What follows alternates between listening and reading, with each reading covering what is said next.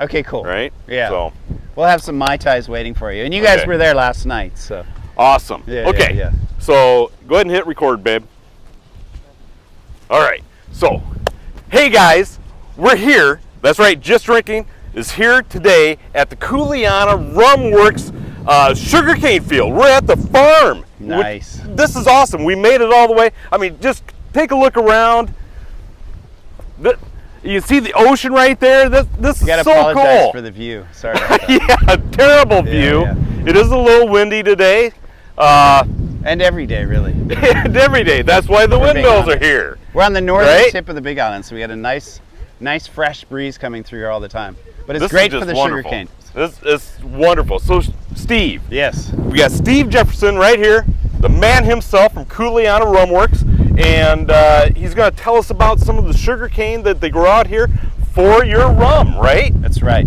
Awesome. So can we take a walk over and take a look at it? Yeah, so rule number one with rum, Okay. has to be made from the sugarcane plant. Okay. Here's the sugarcane plants. Most people make it, am I still talking? Yep. You're good. Most people make it from molasses or dried sugar. Yep. What we do that's unique is we make it from the fresh juice. Okay. So probably 3% of the world's rum is made from fresh juice. And that's because you got to have your own sugarcane farm to pull that off. And so Yeah, because otherwise because it spoils right away. immediately. Right? I mean, it just starts deteriorating right away. Yeah, I got this little sort of diatribe that I call them Steve facts, but I sort of figured out one day while weeding, because if you spend enough time in the hot sun by yourself weeding, things appear in your mind. So I don't know if these are accurate or not, but it's the job of, here's Steve fact number one, it's the job of every plant to turn sunlight into sugar. Sunlight into sugar? And every plant does that. Yep. And so they're converting this radiation energy and they're storing it as sugar. And sugar is kind of like the battery that every life form on the planet needs to eat, period. So we're all going after the sugar. So to your point, and what humans figured out how to do early on, which is why we dominate the planet, is we figured out how to control the sugar, right? We got agricultural systems, which are literally fencing off whatever plants we're growing, which is, euphemisms for sugar. And then we control the animals too. And we let the animals know what they can and can't eat and when they can and can't eat, and then we eat them. And that's pretty much it. That's the cycle of life right there. And in the middle somewhere, we get to enjoy some nice rum. And the cool thing about rum, which we'll find as we do our journey today, is rum and other spirits are actually, as Steve fact number two, the very end of that agricultural cycle. So if you're putting all of this work and energy into controlling the crops, growing the crops, making the food, eating while it's fresh, figuring out how to can it, preserve it, store it, as long as you can, towards the end of that cycle, what they found is they made beer. Because on the bottom of the silo, or when the grain ran out and it rained on top of it, it would ferment. And I don't know who the first guy to drink beer was, but he was probably desperate, or maybe he's just a 20-year-old male. I don't know, right? But thank goodness he did, because then they realized this is fun. So they were drinking beer. And that would only last for a little while. Last longer than the grain did, but not much longer. And then the Moors figured out how to distill that when you got a bad beer. So all beer is made from old grain. And then when you got a beer, before it goes bad, or as it's starting to go bad, if you distill it, it turns into a whiskey. So all whiskeys come from grains, period. And then it lasts indefinitely. So all that work, from the beginning of planting the plants to everything that we've done to control all the sugar, spirits are the cleanup. So you're welcome. No, I'm just kidding. Thank you. Yeah. And all fruits become a wine and then a brandy.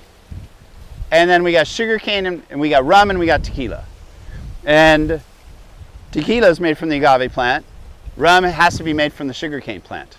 And so that's basically the four core spirits. And the only one I didn't mention, which is the biggest one of all, is vodka. And vodka is the cleanup category of the spirits. So if you distill it at a high enough ABV, meaning you filter out anything that it started with, it doesn't matter what you started with because you're just getting ethanol out of it.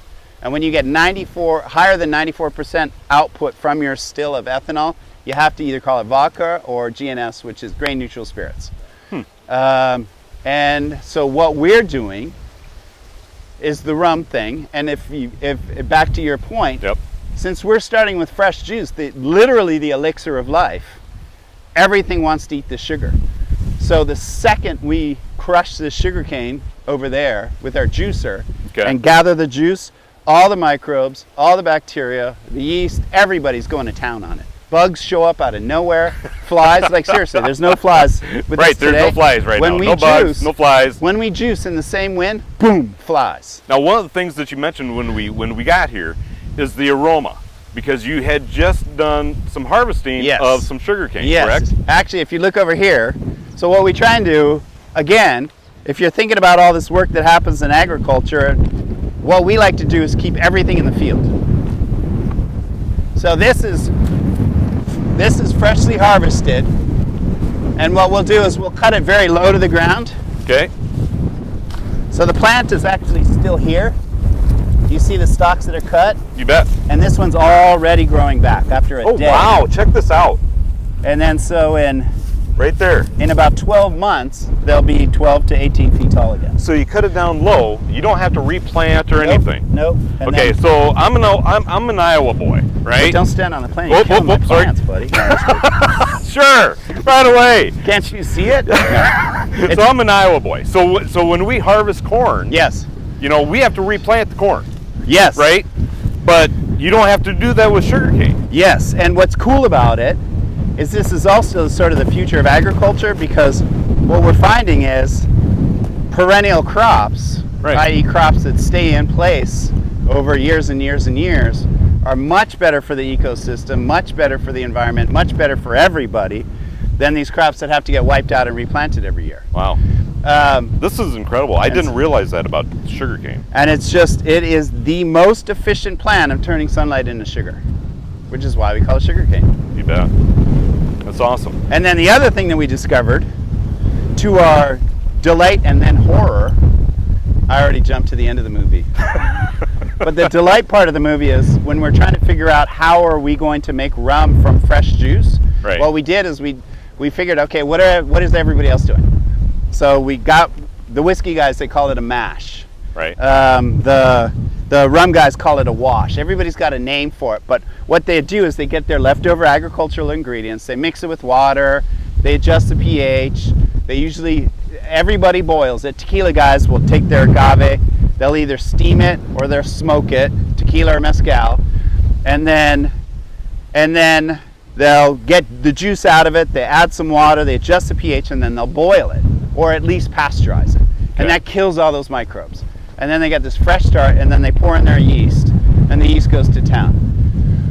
So what we did to figure out what do we have to do to sugarcane to be able to ferment it properly, is we made these charts. So what is the pH, what is the Brix, what's the temperature, what's the turbidity of each one of these solutions. And so we had all these charts, what everybody did, and then we started taking measurements of our sugarcane juice, and everything was perfect. Perfect in every category. And we're like, how is this great? That means we don't have to do anything, right? That's awesome. So we did nothing, right? And we just threw in our yeast, and sometimes it was marvelous. And one time we took all weekend, it was just two of us, Chris and I, or my original partner in this. We'd spent all day cutting, we spent the next day juicing. We finally get, Sunday afternoon at 6 p.m., we finally get the juice to the distillery, get the yeast in, come back on Tuesday to check on it. The top of the fermenter is blown off. There's green sludge all over the walls. Oh, wow. And as we're approaching this thing, slip and fall and slide 600 yards on this industrial slime. So I'm like, okay, either we pivot to industrial slime, industrial lubricant, or we should figure out what happened. So it turns out, bacteria. Okay. Everybody's trying to eat it. So instead of having the easiest fermentation solution ever, what we realized is we have the hardest, because everything wants to eat it, and we're not boiling it, we're not pasteurizing it, we're not starting with a fresh start, we're starting with fresh juice. Right. So that became a huge challenge. And then now we realize what only 3% of the world's rum is actually made from fresh juice. Because if you could even have your own farm, which you can't anywhere in the continental U.S., because these varieties, the official variety of sugarcane doesn't even grow in the United States. It's super difficult, super expensive, but it makes an amazing rum. It does. And that's why we do that. That's why you have an amazing rum, right? I like to think start with good ingredients and you get a good outcome. So how long does this take to get back up to, and how do you know when to harvest? Right. So how do you know let's when go to walk harvest? and check. And then jump in with questions too whenever you want.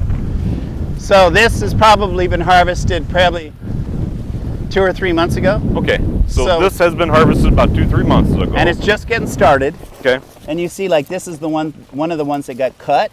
Okay. At the ground, so it's grown this much so far, right? The Right. stalk itself has grown that much, and then you see it's reforming its new solar. I call these solar panels, because again, it's converting this nuclear energy from the sun into sugar. Right. So it puts out its solar panels and it starts pumping it back into the plant. So this was all harvested about 3 months ago. That was harvested when? How long ago? A day or two ago. A day or two ago, and it's already starting to grow back. Yep, because it's always constantly kind of growing. Right. And again, there's no competition, because it's not like there's mature plants that are sucking up all the... You bet. So the new ones are like, I got my shot. It's kind of like, you know, when you leave your kids at home and they go crazy in your house. Yeah. What if you never came back? We understand. Yeah. What if you never came back home? That's basically what's happening. A little Lord of the Flies action, right? Yeah, right. So this is already getting much taller than the row next to it. So this could be sequential, just a matter of a week or two difference. Okay. But as you come along, they start to get bigger and bigger. And so this one's already getting much bigger, right? Okay, so I've got a couple more questions for you. So they grow back pretty quick. So in 12 months, it's ready to harvest again. So it's ready to harvest again in 12 months. Yeah. Okay.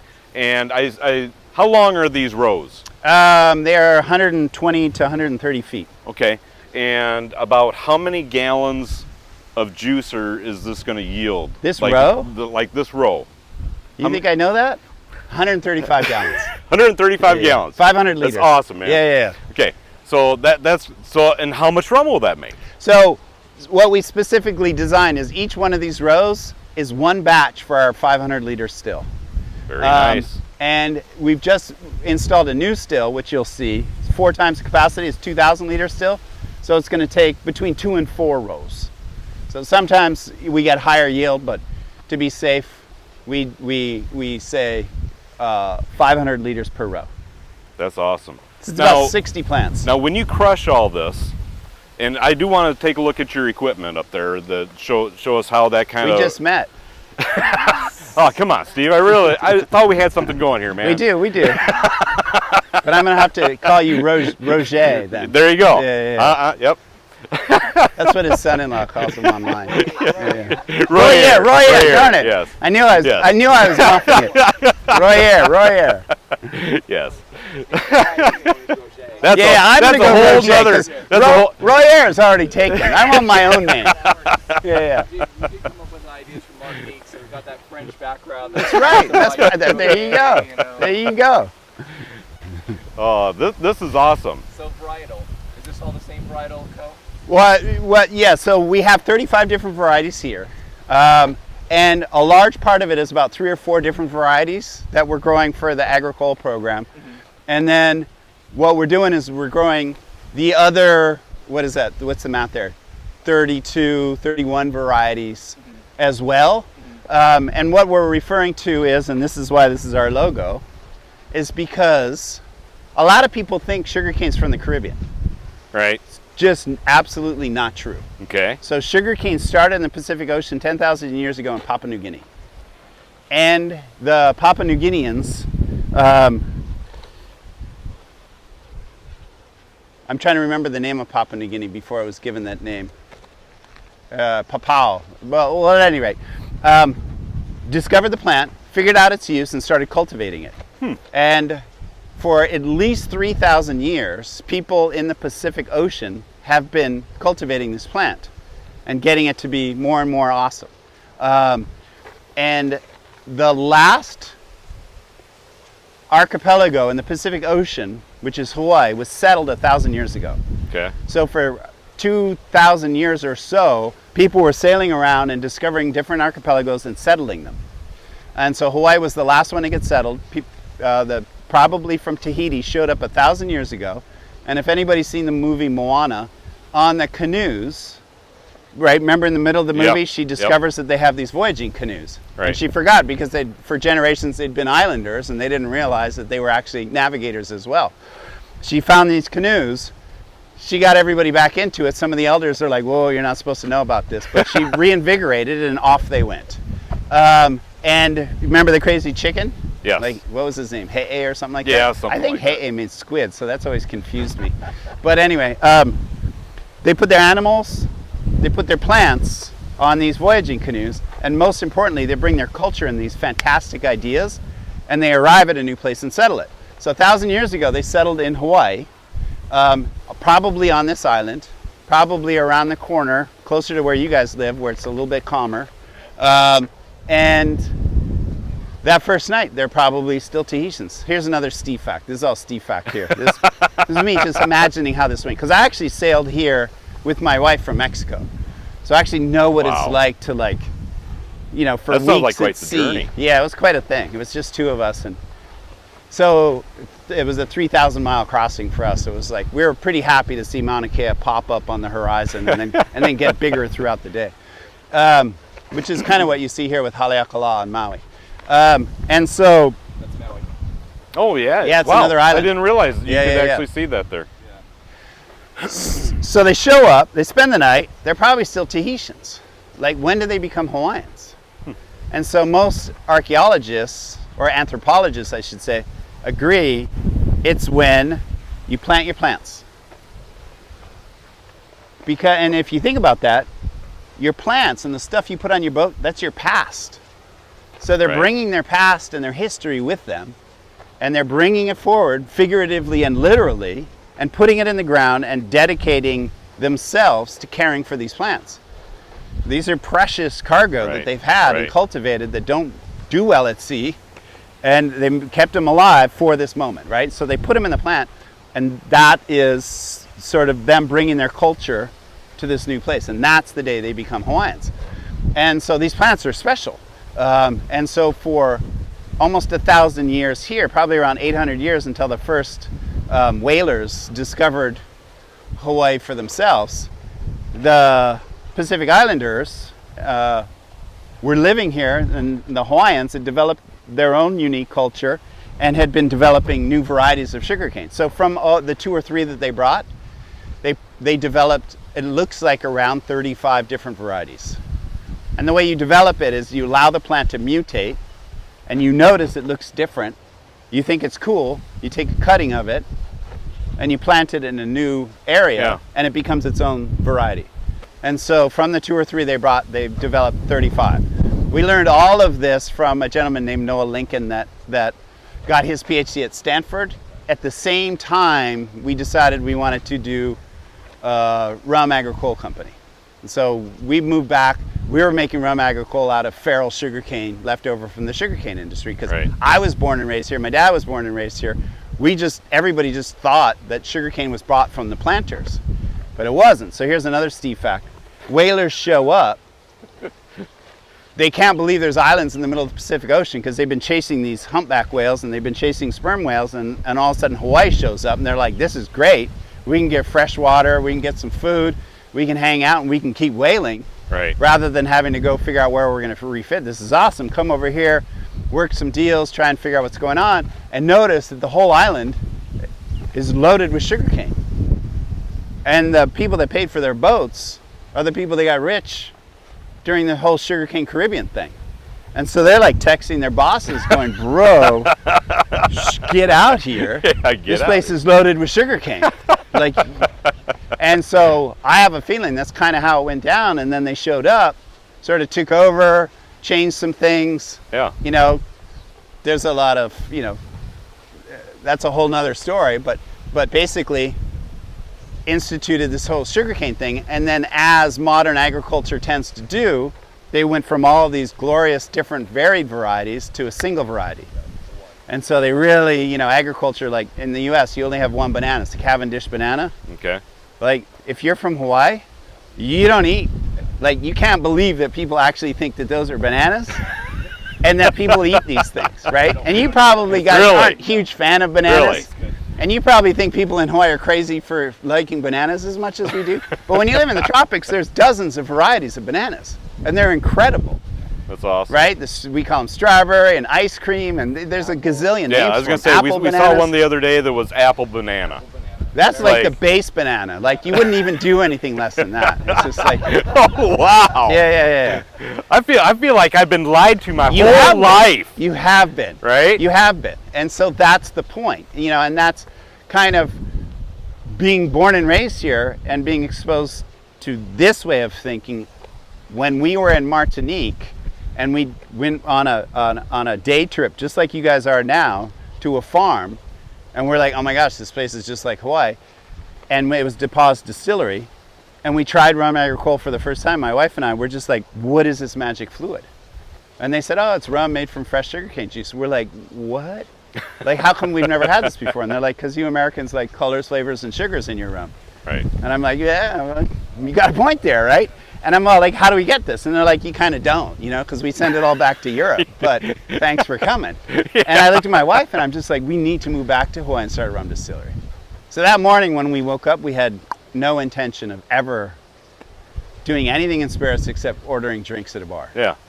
Isn't that funny how life works? It was so obvious that it, you know, that was, and then to get back here and realize that actually sugarcane is from the Pacific, that the Hawaiians had developed these heirloom varieties of sugarcane was just unbelievable. And so we just realized, you know, and that's part of the reason why we named ourselves Kuleana. Kuleana is a combination of the privileges and the rights that you get if you're willing to be responsible for something. So anybody with kids knows this, because this is how you try and raise your kids, right? Right. You can't drive the car unless you're going to wash it or learn how to change the oil or pay for the gas or whatever the deal is, right? But you can't just have it for nothing. And so similarly, Kuleana means that every resource that has value to a community has a corresponding Kuleana that comes with it. And you don't own the resource. You are granted the Kuleana for that resource. Right. And so on this land then, it's our Kuleana to let these sugarcane come back and thrive so other people can enjoy them. And so to bring these species that have sort of been pushed away so the sugarcane industry could do what it wanted to do on this land, they left. Now we're going to try and come back and bring actually the original sugarcanes, the real ones, and try and help do our small part in telling the story about how awesome this place was, the culture and the society that's allowed all, you know, multi-centuries of development to happen. And that single variety, the Caribbean, back to the Caribbean, one species of sugarcane from the Pacific made it overland through centuries of war and conquest. Because if you discover a sugarcane plant, you're just like, bro, like, you know, and you take it and you run as fast as you can and you can track sugarcane as it went from Papua New Guinea overland. And so there was a single variety of sugarcane that planted the whole Caribbean. Really? Because the king of somebody, Edward somebody, I don't know these names, around 12 or 1300 discovered sugarcane for himself and just said, and then that's when the conquest of the Caribbean islands happened, and then they planted the sugarcane there, and then that's how that industry happened. And then rum was an offshoot of that, because rum mostly is made from molasses, which is the leftover stuff of taking out all the sucrose out of the sugarcane juice. Right. You're left with this gunk, but it's still sweet, so it's, you know, it's all about the sugar. Feed it to your hogs, feed it to the slaves. We'll see you guys later. Some of those slaves were from Northern Africa, and they were Moors, and these are the people that invented distilling. So when they noticed it was bubbling, this is Steve fact number 5. What are we up to? Like, I have no idea. I lost count, Steve. I wasn't there. But I'm imagining these guys are like, yeah, this stuff's fermenting. Like, check this out, right? And they make a little beer when nobody's looking, and they start to distill it. And pretty soon their productivity goes up, and then it goes down, and everyone's wondering what's going on. And then they discover rum, and then boom, pivot overnight. Instead of molasses being a byproduct of the sugarcane industry is a byproduct of the rum industry. And that's when the French and the Dutch and the English and the Americans are fighting over all these Caribbean islands. Going, it's mine, it's mine, it's mine. And some of them have changed ownership like 19 times. That's a made-up figure. Probably more. But you know, we sail all through the Caribbean, and it's crazy. A couple islands are still owned by 2 different countries. Right. Right. So that's why. So that's sort of where that basically gets us to today. And what we're trying to do is just bring this back, celebrate the essence of part of the Hawaiian culture, make room for it, allow it to thrive. We don't need a Starbucks. We don't need, you know, jobs that, no offense to Starbucks. We don't need a strip mall. What we'd rather do is showcase these beautiful plants that were developed here for centuries. Right. And so that's really what we're about, and it just happens to make incredibly delicious rum. This is awesome. So sorry, I didn't mean to go on such a long diatribe. No, it's all great That's my stuff. diatribe. I love the Steve facts. Please don't Google any of them. We'll get fact check right on all of that. Okay, so you've got, I mean, how many acres of sugar We cane? have 45 acres, and about half of it is planted. If you want to go, we can walk a little bit down here. Okay. And check it out. Is this sugarcane that you recently planted over here? Yeah, so what we're doing now is we had 12-foot spacings. Okay. And we're realizing that it was this is a big space. Yeah. It's actually too big because now we have to mow it. Right. So what we've done is we've reduced it to 8-foot spacings. Okay. And so this is a unique time to see this, but this is what a new sugarcane planting looks like. So we've replanted this, and you can see what we're doing is just laying the stalks down in the ground in trenches, and then we drip irrigate, and boom. That's awesome. So we can get 50% more plants per acre than we used to. Doing good though.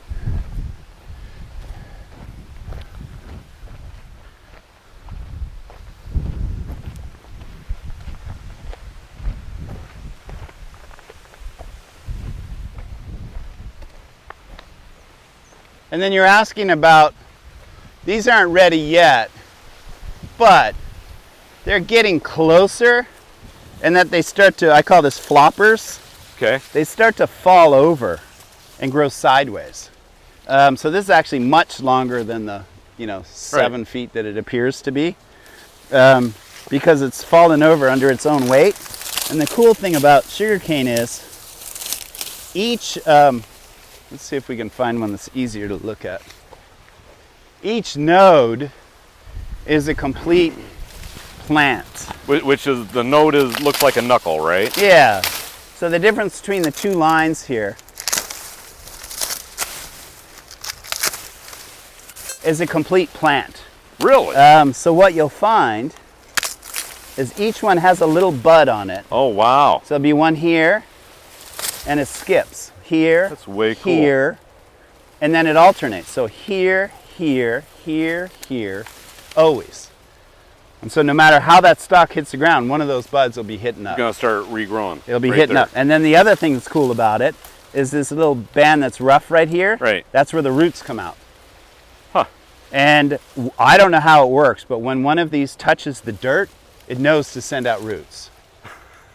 And it's just like, where that memo was, or pre-email, I'm just like staggered. Wow. Like here's an old dried up piece, but it shows this was touching the dirt. Oh yeah. And it threw out roots. So it started rooting right there. These 3 pieces were touching the dirt. So root, root, root, and then a little bit, and then no. So it was growing like this. And then up in the air. So that's how the new plants come out, and then each one of those buds will send up a new plant.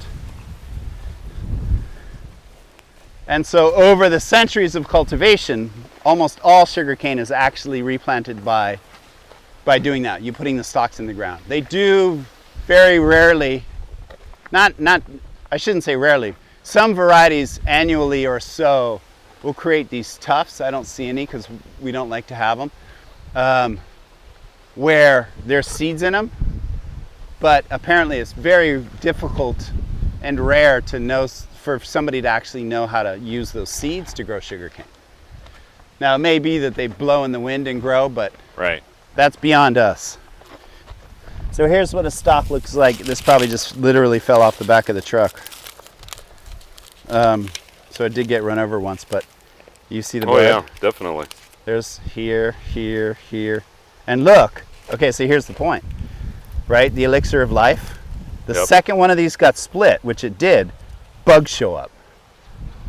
It's crazy. So I don't know how they know, because it's not like when you look, there's no bugs anywhere. No. But we got a piece of split sugarcane and these little bugs are coming out of it. So it's kind of magical stuff, this sugarcane. All right, and then we'll go over here where we have a little bit of a library, if you will. Okay. So it goes all the way down to the airport. And it's going to get windier now because this is a really good wind block. We don't have a wind block anymore. So. Okay.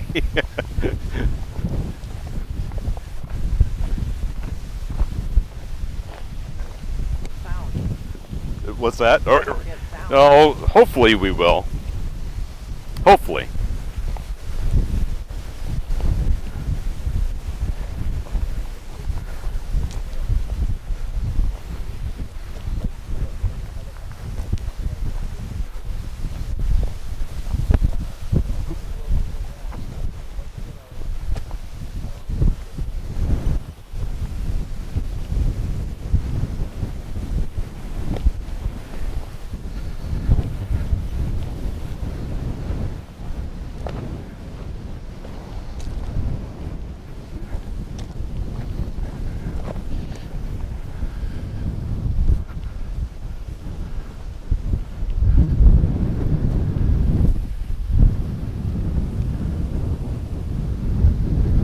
So again, apologies for the view here. Yeah, it's just beautiful. But there's some cool things going on here. So one is you can start to see each one of these looks pretty different from each other. It does. So these are the different varieties, and what we've done is sort of, we're trying to make a library, so there's a place where you can see all of them together Right. rather than having to walk around and pull back leaves and notice Right. the difference. But here, like for example, pretty dramatic, here's another Steve fact number 6. There must be 2 types of chlorophyll, because to me that looks exactly like the same color as avocado and eggplant. Right. So I'm guessing there's a secondary pigment in addition to the green. There's got to be some purpley one, and I don't know if that's like a, I don't know. So If I were a biology PhD student, yeah, my thesis might be, what's the difference between the purple and the green, and why is it that that purple is prevalent on plants across the earth? right. It's the same color. So this one is all purple. The leaves, the stalk, everything is purple. There's some that are totally green. This one, for example, green with sort of this pinkish stalks. Oh wow. Yeah. And there's some here that are dark purple stalks Right down there. here, Wow. almost black. Yeah. Some of them will have stripes on it, where it'll be this color plus this lime green stripe everywhere. That you can see quite a difference. Totally different. So you could see why, if you were used to seeing this one and all of a sudden this yellow one popped out, Right. you go, that's cool, cut it, set it aside. Yeah. That's how they went from 2 to 35. And we've actually seen a couple of things that might have mutated, but we're not smart enough to really know. So So tell me about these here. So have you grown these to harvest? Yes. This species? yes. So we've grown all of these. This is probably the 3rd generation of plants that we had. Okay. Generation number 1 was when Noah Lincoln was getting his PhD. He went around the state and even the Pacific, I think, and gathered as many plants as he could, did DNA on them. Noticed that 35 of them or so had a very unique DNA signature, which is how he hypothesized that these all came from the original plants. And then also went around and talked to the people that were caretaking these plants, to the families that had had them for generations quietly, that weren't part of the sugarcane industry and were still growing, the Hawaiian crops, and asked for their names and asked for the story. And he collected that as well. In Hawaii, we call that mo'olelo. Is when you combine the history and the story together. Right. And so he gathered all of that, and we know very little except, what he tells us he discovered. And so it's not really our job, because we're not going to pretend to know anything. We just want to make sure that at least we can do our part to help them regrow and make them available to other people, and we'll let smarter people than us figure out whatever you might want to ask. Keep moving forward. Yeah, right? yeah. And no digs to Monsanto, but what Monsanto, and I shouldn't pick up on Monsanto, but what current agriculture has done is people have been developing plants for human consumption for thousands and thousands of years. Right? Corn was poison, right? Apples didn't exist. Right. And so people have sort of slowly developed these fruits by being nice to certain plants that they liked to get what they wanted out of them. And now it's possible that if you want to change something on a plant, instead of just working with the plant, you will actually file for a patent, say what little sequence you did, what little teeny addition you did to the plant, and now you own it. From that point forward, as long as you can prove that your little sequence is in there, it's your plant. And then if you have a licensing model, that means anybody that has that plant owes you money every year, or else you can take their plants back, right? Yep. So that's one way of doing it, and I get it, but what about all the 10,000 years of development that went into, like, who are we? So we're just the opposite. We're like, no, here's some soil, here's some rain, come take some cuttings, let's see, So that's kind of our philosophy.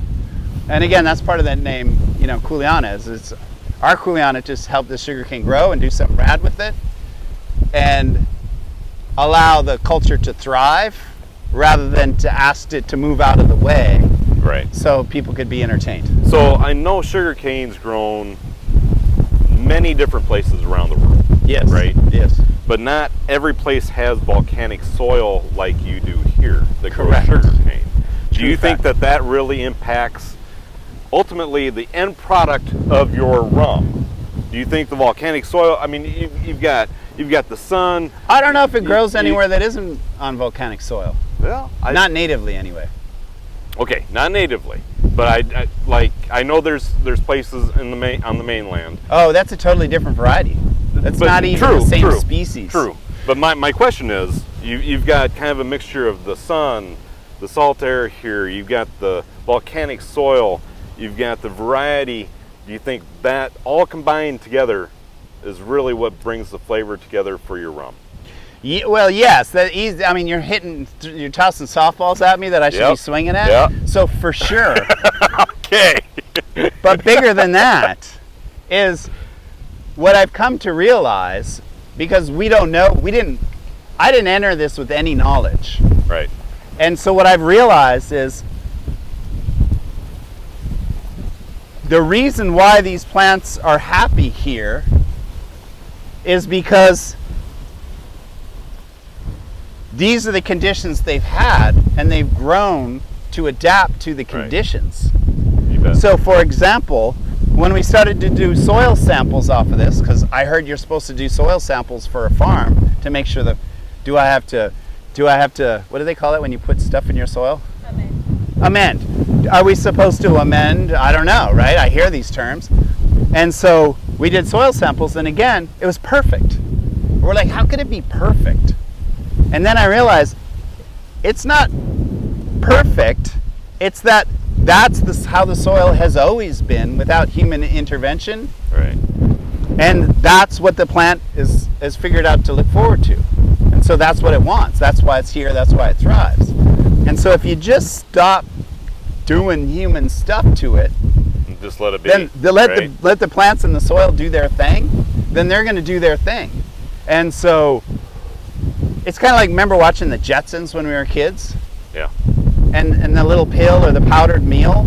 It's, like, that's all we need, right? We figured it all out. We know what nutrition is. We know what health is. We know about vitamins. So just 2 of these and this, and you're good. And it's like you'd be dead in 2 months if you ate like that, right? Yeah, Similarly, exactly. like, we can't pretend to know. So we just try and stay out of the way and let the plants be what they want to be, where they want to be it. And that's the happiest, best plant you could possibly get. Because we're just a bunch of microorganisms too. Right. We're organized and we think we're all individuals.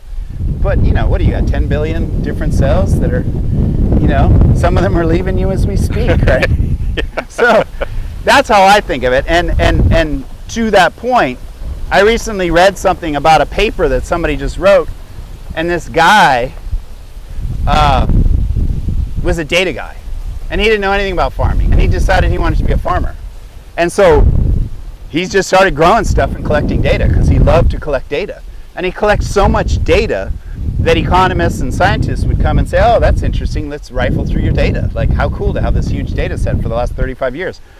And in talking to people, he said, oh yeah, what I like to do is this, but when I notice this, then this happens. And they're like, well, that's kind of impossible.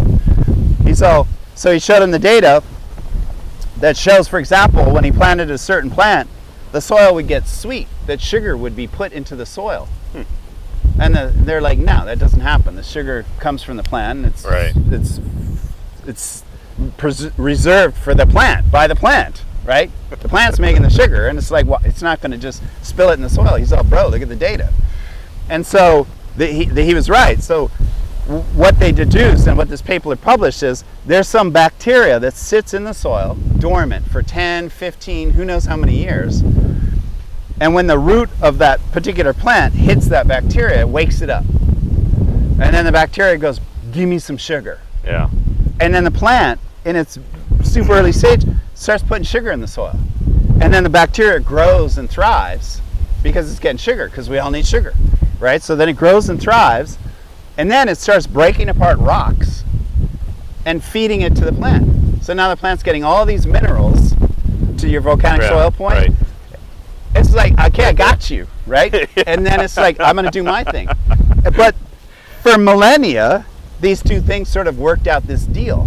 And so that's what they're expecting. So if you come in here and like throw all that shit away or light it on fire or whatever we do because we think it's a good idea, then you wonder why your plants aren't doing well. It's just like, we have no idea what's going on in the soil. So that's my attitude. It's like, to answer your question, I have no idea. But I will say it tastes delicious. Absolutely. And that to me is like, that's good enough. Yeah. No, this is great. This is fantastic. If it ain't broke, don't fix it. Absolutely. Now you don't add any pesticides or anything like we that? We do border weed control. Border weed control? Yeah. So we will, Yep. We have to do some things. We Because do like organic fertilizers. Yeah. We use drip irrigation. So here's another variety, Kuleana. Are you guys you guys are good? Yeah. And I don't mean for you to be super quiet. So. No. Okay. No. I'm just listening, man. I'm letting them Yeah. man. So some of these rocks are kind of cool, these old pieces of concrete, because we're all like, what are these things? But if you look, some of them are super smooth and rounded. So these were the old irrigation flues from the 18 and 1900s. So some of the people that showed up here were the Scottish engineers, and they figured out they created this huge ditch system up in the mountains, and then they used it to both transport the sugarcane laterally, as well as bring water to fields like this. So this is, this is hundreds, well, probably not hundreds, but 100 years worth of water flow cuts these channels in this concrete. There. And so in this particular area, for example, there was obviously one of those flumes, because if you look around, you'll see concrete pieces all over the place. Hey, here's some big ones. This is probably the biggest one I've ever seen, actually.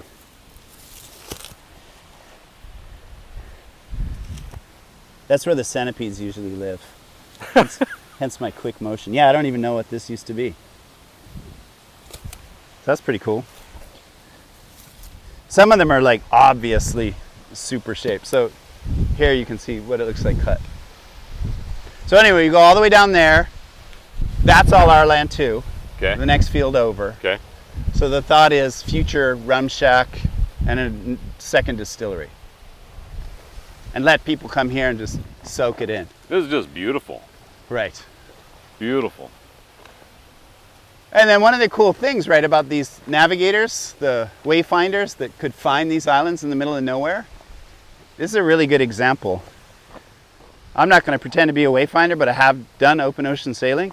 Okay. Look at the horizon there. Okay. And just look at the clouds. Right. And just, that's several hundred miles we're looking at right here. And then look what happens over here. And then here again. So that and that are pretty similar to each other. But this is remarkably different. So even if we couldn't see that mountain. I was going to say, what mountain is that again? That's Haleakala. Okay. house of the sun. So even if we couldn't see that mountain, if you were an experienced wayfinder, it's obvious there's an island there because you're getting all that moisture being kicked up. Right. And there's obvious things like this. You got thunderheads in Iowa. Oh yeah. See how that's breaking through the... Yes. So it's obvious that there's some current of hot air pushing it up. That's got to be land, right? Superheating. And so it's obvious when you spend that much time at sea, and this is your world. When you see something like this, those were some of the things that they could do. And other things they could do is they'd watch birds. Mm-hmm. So if you see there's birds at sea, and there's certain birds that sleep on islands, and there's other ones that stay at sea all the time. When you see a bird that sleeps on an island, you know, you recognize it, and you're like, oh, that's this, and they sleep on land. If it's going this way in the morning, it's going out to fish. So if it's in the morning and you see it going this way, okay, land is that way. And at night, if you see it going this way, it's going home. I'm going to tell everybody right now, big shout out to PBS, because we're learning fun facts with Steve today from Kuleana Rum Works, right? So, PBS, you know what? Contact us. Some facts are very factual. This is awesome. All facts promise to be entertaining. That's right. But again, then you look over our own island and we're doing the same thing, right? Yes.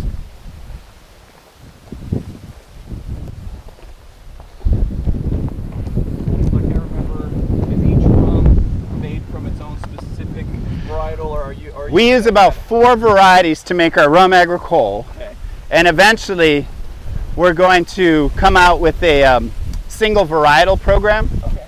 where we really highlight the differences in each species. Nice. But it's really, really, really difficult because each one is totally natural, Yeah. to not have variation from batch to batch. Sure. We have a very tight window, so we're getting really good at it, Mm-hmm. just being hyper consistent. But so in order to be really genuine, where you can actually consistently show the difference between this variety and this variety, Mm-hmm. and be able to say, oh yeah, I know this one is Pohina, right? Or I know this one was Laucona. Right. To be able to do that is going to take enough work that's skunk works for us. Yeah. It's one thing to label it what you made it with, which is Yeah. very cool. Right. I think that's a great idea. Yeah. But we want to get to the point where if you're a Laucona fan versus a Pohina fan, first of all, congratulations for getting that deep. But then second of all, we better be able to deliver your expectations. Sure. Okay, Steve, before we go on too much further, I want to introduce Chris here. Now, Chris has joined our tour today, right? And Chris, tell us about you a little bit. Sure. Here, hang on. Let me get you. Well, we'll get you. All right. All right. Tell us about what you got going on. So my name is Chris Parrish. I run an Instagram account called The Joy of Drinking. So just some mixology that I do at home. I live here on the Big Island, pretty much as far away as you can get from this spot on the island, all the way down on the southeast corner in a town called Pahoa. And I just started out back in 2019, playing around on Instagram, doing, Okay. just saying, hey, let's make some drinks, That's let me share awesome. some knowledge. And then I found out there was a lot of other people out there that were also making drinks and sharing their knowledge, and kind of a community out there. And so all the knowledge that I didn't have was available. So where can they find you again? It's called The Joy of Drinking. So one word. The Joy of Drinking. Yep. Man, that says it all right there. That's I right. mean, we got Steve with rum period. We got The Joy of Drinking, and we got just drinking all together. This is awesome. So yeah, Chris, this is great to have you here Yeah, too, man. yeah, nice to really meet you. nice to meet you too. All right, Steve, what's next up on the agenda? What we can do is show you how we juice it. Yes, Taste some fresh juice I've never gotten to. Uh-oh. Yeah. that would be awesome. Well, you just set me up for failure there, Chris.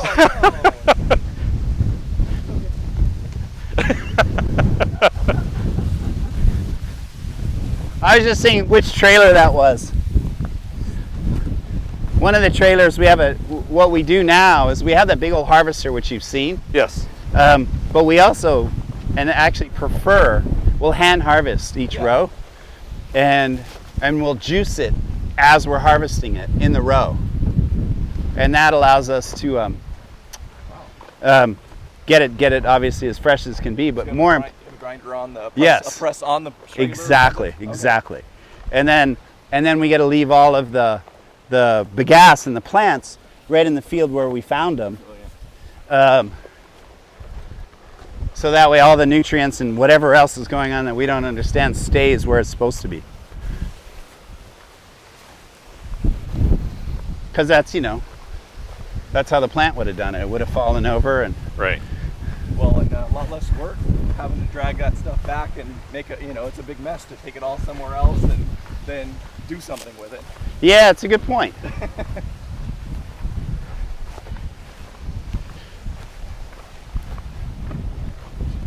So these are all, these are kind of interesting, more Stefak. Ready? I call these lava bombs because, oh, here's a perfect thing in the ditch. Oh yeah. Right? That's just obvious that water's been running flowing on that through there, right? So some of these big fat round rocks here, I call them lava bombs. Some of them are denser than others. Some of them are really heavy for their size. And these all just got hucked out of the volcano when it was erupting. And there's various vents here and there because this is Kohala. Big Island's made up of 5 volcanoes. The oldest one being this one. So this is about 1 million years old. And then they go all the way down to minus 2,000 years old. So there's one that probably will break the surface in around 2,000 years or so. I think it's called Lihoa.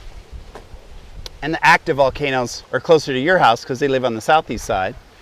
So there's Kilauea, and then Mauna Loa recently erupted, which is the next oldest one. Okay. And then we got Hualalai, Mauna Kea, and Kohala. And so this is the oldest stuff, but these things, 1 million years ago, got hoofed out of the volcano. And, can you imagine this thing flying through the air? Coming. What was that, 15 miles? Like, I don't even know where the nearest vent was. So I don't know, that'd be a little exciting for me. I think that'd be a little exciting for anyone to see that. I don't know if anyone was here for that, but. They did it on Kuleana. They were shooting lava bombs. Right, one of those boats got hit, right? Yeah, somebody's leg The tour boats came, wow. Yeah. So my dad used to tell me stories about how in the Navy they would fire these, 16-inch shells off of the battleships. Right. It would go 2,000, 20 miles. Yeah. And they weighed 2,000 pounds. I'm like, Volcano did that before you. Yeah. All right, so these are our original juicers. We retired them about 2 years ago. But these, from anybody from the south, will recognize, these are actually sorghum mills. These are sorghum mills? Yeah, Okay. so sorghum is also a grass similar to sugarcane. Grows a lot quicker, it's an annual crop, but it has a lot of sugar in it. And so they would use these to grind sorghum. And that's the juice would come out of these. So we use these for sugarcane. They were awesome, but they're dangerous as can be. Yeah. So we had guards and stuff on them, but we just didn't like, there's a reason why we don't use these anymore. And then, yeah. Just ask One Arm Willie. When the I like that, Fargo Chris. people showed up and asked us if they could do a sequel, we're like, okay, we got to retire these machines. And then this is a mill that we got from Brazil. And so this is much more industrial. The harvested cane goes on the conveyor belt, goes down in the first stage, which is a big grinder that shreds it. And then that shredded stuff goes up here and then goes down into this 3-roll press. Fresh juice will come out of there. Out of the bottom down here, Chris? And then the bagasse comes out here and loaded onto a trailer and put back into the fields. So the juice comes out right here? Yep. Steve? And then exactly. And then we'll pump that into a sanitized tote right there. And then this is kind of what it looks like Afterwards? after it gets juiced. Okay. And then we just, as you can see, we just put it right back on the field. So this There may still be some bugs here, like little flying kind of bugs. No, I guess it's all gone because it's all dried out now. So they basically. So you just put this right back on? Yeah, we literally just throw it right back on. And look at me standing on my own plants. I just told you not to. Wow. So as you can see, that is like a wonderland for compost. Oh yeah. All that absolutely. surface area, all that sugar in there, all the place for microbes to hide out, that just goes to town, and that stuff blooms and becomes this beautiful base for soil. So why would you get rid of that? And then this, we're actually using one of these too, and this is the one we use in the field. So same idea, this is Okay. Vietnamese, and you gotta love the Vietnamese because it's about as efficient as that big, huge mill is. Really? Yeah. And this is you. So you take this right out in the So field we'll put with this you. on a trailer with a generator and juice it in the field. Super safe. This thing all gets covered up. Fresh juice comes out of this tube right here. So how do you cut the sugar cane? Cut it by hand. Just cut it all by hand. Yep. That's awesome. Yep. And we also use that big old harvester sometimes. That big green machine back Yep, there. the big green machine.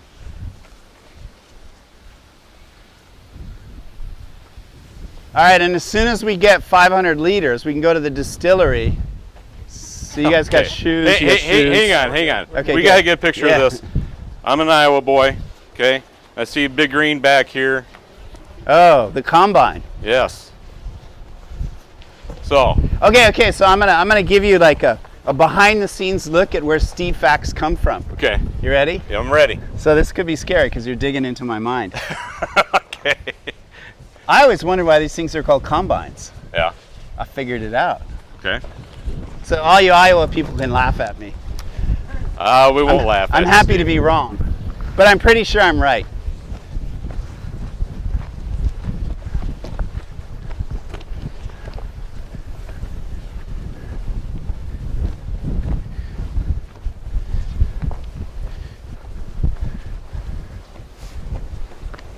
So all of this is adjustable, but this is the decapitator, right? Yeah. Yeah. So Yeah. this is how you chop off those top green leaves. Okay. And they just fall into place. Right. Because we don't need those. Let it go right back into the soil. And then this swirling spiral of madness gathers up all Right. those canes that have fallen over and sort of picks them up Right. and gathers them. And then this opens and closes, so this is all adjustable, the height and everything, right? You get Yep. it. It's like a big bear hug of death, right? That's pretty much what it is. And then when you go under there, you'll actually see 3 wheels there with blades on them. And Yeah. that's height adjustable, and so that's how it cuts the stalks. So now the stalks get cut, and then these rollers gather it up and send it inside. So now you're in the belly of the beast. Yep. And then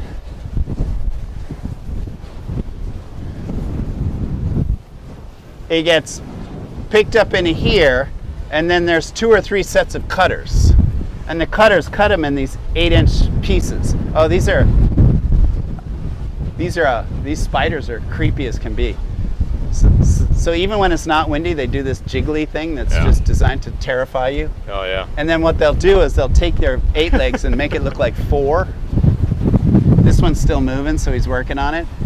But see how these are all grouped up in it looks like they only have Yep. 4 legs? Yep. See how that one's vibrating?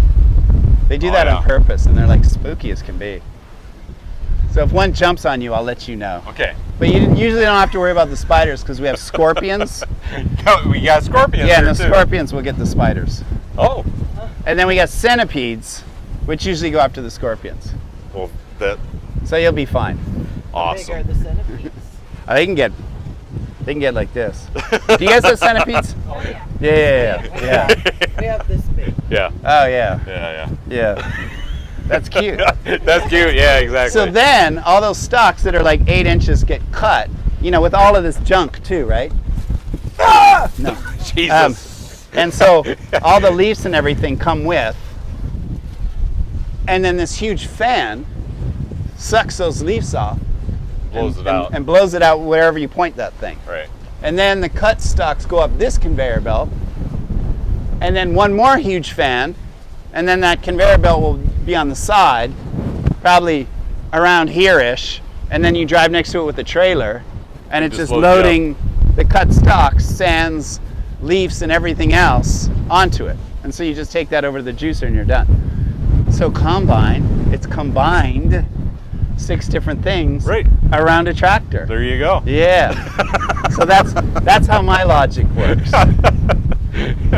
I'm not saying it's sound or clever, but that's where that's how the Stefax work. Because we don't have any of these in Hawaii, right? We got one snow. We actually have a snow plow, right, on Mauna Kea, and this may be the only combine on the island. In Hawaii. Not in Hawaii. There's probably a few. You know, we used to have pineapple and sugar. These things were everywhere back in the day. Okay. But the day has been 50 years, so. And then sometimes we'll take some of our crushed sugarcane and feed it to the cattle. And see that one looking at us? Yep. He's like part Wagyu and part Black Angus. So I got my eye on that one right over there specifically. His name is delicious. Yeah, his name is delicious. Have you met him? No. Oh my gosh. But I'd love to later. You nailed it. Yeah, yeah. We're going to invite him over to the Rump Shack in a couple of months. It's going to be great. Let me know when he comes over. Yeah, yeah, yeah.